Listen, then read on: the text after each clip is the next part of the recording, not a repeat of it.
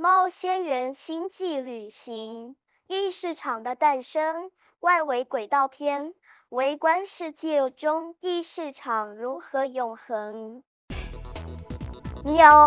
上回我说过，喇嘛吹奏乐器让巨石浮起的故事，这只是短暂的异市场显现。随着乐声消失，喇嘛转念，巨石又恢复常态了。但如果要进行真正的星际旅行，或者在你们人类世界开发长久运作的高科技，就需要一个能稳定存在的异市场。今天我要把我们喵星人早已走过的道路慢慢告诉你们。第一章，光生命的瞬间与永恒。先从光开始吧。你们人类知道，房间的灯关掉，光就瞬间消失，这是光的短暂。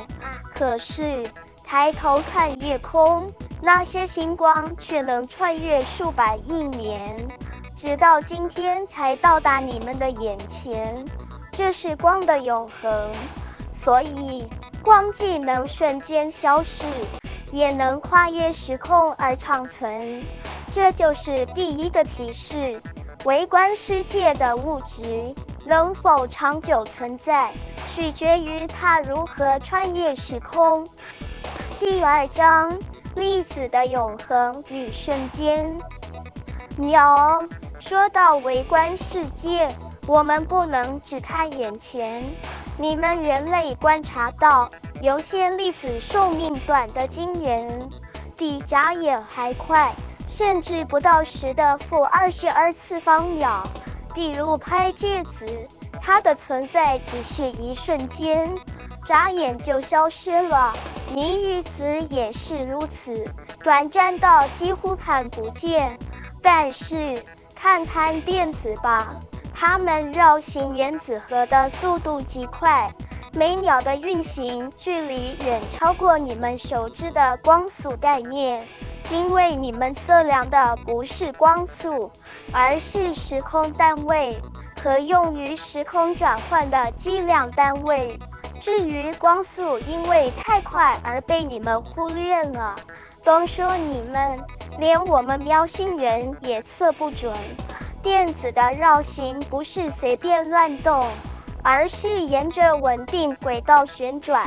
对你们来说，电子的寿命几乎是永恒的，但它其实在不停运动，透过高速跨越空间来延展时间的存在。所以当我们想在微观世界创造异市场时，就必须学会利用这个原理，把异市场放到高速绕行稳定的轨道上，它就能持久存在，甚至与宏观世界同步，达到永恒的状态。这是第二个提示，只要物质能高速运行，就能延展它在时间中的存在。第三章，原子就像微观世界的太阳系。接下来我们来看原子。其实原子就像是一个缩小版的太阳系，原子核就像太阳，电子则像行星在外围的轨道上绕行。而有趣的是，无论是太阳系还是原子，核心控制范围大约都是10万倍于核心半径。换句话说，从微观到宏观，宇宙遵循着相似的结构法则。这是第三个提示，原子可以作为异市场的稳定舞台。第四章，如何让异市场永恒。综合以上，你们应该能明白了。如果要让异市场长久存在，就必须依附在宏观世界的物质基础上运行。